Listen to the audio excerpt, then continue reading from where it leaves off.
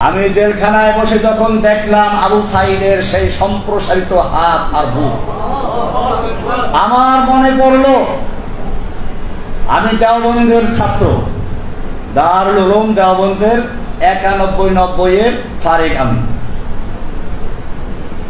দুইবার দাওরা করেছি, একবার জামিয়া রহমানিয়াতে, দ্বিতীয়বার দেওবন্দে।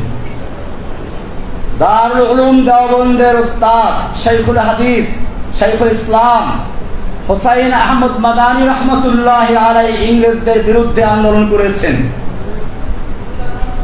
তার জনসভার উপর নিষেধাজ্ঞা জারি করা হলো।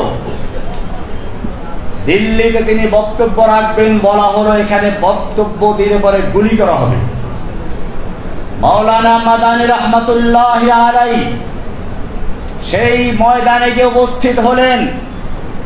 তিনি ঘোষণা করলেন, আমি শুনেছি এই সাদা কুকুরের দল ঘোষণা করে দিয়েছে এখানে কোনো বক্তব্য দেওয়া যাবে না, যদি কেউ বক্তব্য দেওয়ার চেষ্টা করে তাকে গুলি করা হবে। আমি মাদানী হাজির হয়েছি, করো গুলি। এই বলে তিনি তার শেরওয়ানির বুতাম ছিঁড়ে দিয়েছিলেন। একটা লোকের সাহস হয় না তার বুকে গুলি করা। দীর্ঘ 2 ঘন্টা পর্যন্ত বক্তব্য রেখেছিলেন, যার শুরু করেছিলেন এভাবে, সাগামিরো গুরবাজিরো মোশেরা দেবাকুনি সাগামিরো, সাগ আমির ফার্সি শব্দ, সাগ আমিরো গুরবাজিরো গুরবা উজির মোশেরা দেবাকুনি। সাগ মানে কুকুর, সাগ আমির, কুকুর হচ্ছে বাদশাহ, গুরবাজির মানে বিড়াল হচ্ছে মন্ত্রী। কুকুর বাদশাহ, বিড়াল মন্ত্রী। এমপি কারা? ইঁদুর।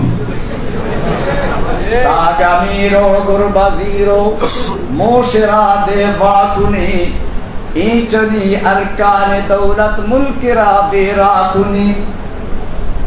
এই ধরনের যেখানে সংসদ বসে, যে সংসদের প্রধানমন্ত্রী হচ্ছে কুকুর, মন্ত্রীগুলো হচ্ছে বিড়াল, এমপি গুলো হচ্ছে ইঁদুর, সেই সংসদ থেকে কোনো কল্যাণ আসতে পারে না, সেই সংসদ জাতিকে ধ্বংস করতে পারে।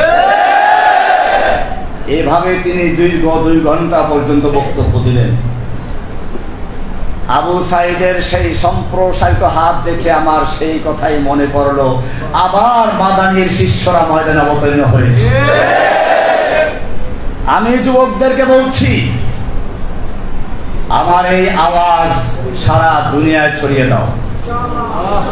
যেই জাতির যুবকেরা তৈরি হয়ে যায় সেই জাতিকে কেউ ধ্বংস করতে পারে না। যেই জাতির যুবকেরা মরতে শিখে তাদেরকে কেউ দমিয়ে রাখতে পারে না।